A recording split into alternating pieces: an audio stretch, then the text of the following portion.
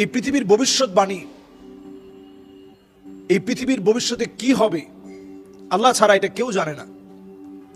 তবে নবীজি সাল্লাল্লাহু আলাইহি সাল্লাম কিছু বিষয় বলে গিয়েছেন, ফালইয়ারতাকিবু ইনদা যালিকা রিহান হামরা, ভয়াবহ আগুন পৃথিবীর দিকে আসবে, দাবানল জ্বলে উঠবে, চতুর্দিকে দাও দাও করে আগুন জ্বলবে, অদৃশ্য আগুনে জ্বলে পুড়ে সব সারখার হয়ে যাবে। যেই দাবানলের কথা নবীজি সাল্লাল্লাহু আলাইহি সাল্লাম অদৃশ্য আগুনের কথা বললেন, আমরা দেখছি এই সাম্প্রতিক কালে একটার পর একটা দেশে দাবানল জ্বলে উঠছে। আমি আজকে আপনাদেরকে স্পষ্ট বলতে চাই,